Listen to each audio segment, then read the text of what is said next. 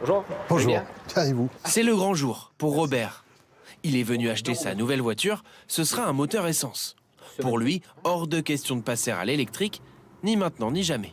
Je suis resté sur le thermique parce que je suis appelé à me déplacer régulièrement pour aller faire des trajets 500-600 km. Je ne me vois pas arriver chez des gens pour dire est-ce que je peux brancher mon véhicule ou pas. Pour lui, il n'y a pas assez de bornes de recharge, moins que des stations essence en tout cas.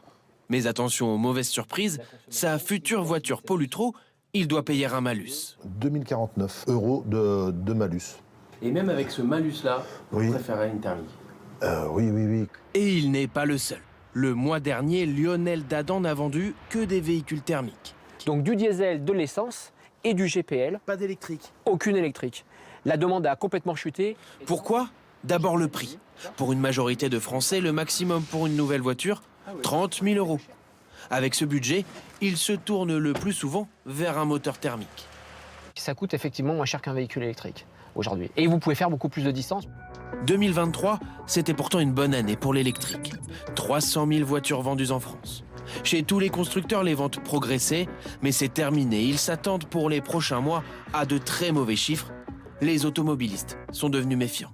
Je pense qu'ils attendent d'avoir plus d'informations, ils attendent de voir que le marché se stabilise peut-être un peu plus, tant au niveau des prix qu'au niveau de la logistique pour faire le plein. On a des usagers qui ont des besoins et qui se disent ce qui existe sur le marché, ça ne répond pas encore totalement à mon besoin.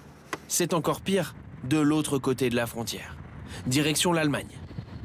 Le pays représente la moitié du marché européen de l'automobile et après des années de croissance, pour la première fois, les ventes de voitures électriques ont chuté.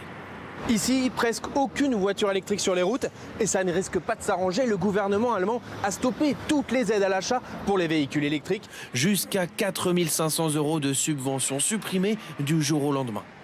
Depuis, les immatriculations de nouveaux véhicules électriques ont été divisées par 2. Preuve que ces aides sont essentielles pour l'acheteur. C'était plus avantageux avant. Maintenant que ces subventions ont été supprimées, ça ne vaut pas la peine du tout d'acheter une voiture électrique. C'est trop cher, alors que ça pourrait l'être moins. Mais ce n'est pas le seul facteur.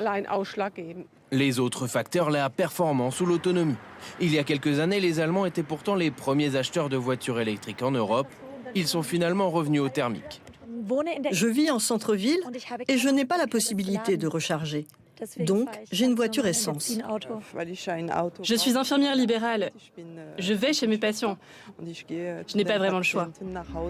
En parallèle, les ventes de diesel ont bondi en Allemagne. Plus 4% en janvier. C'est une première en 7 ans.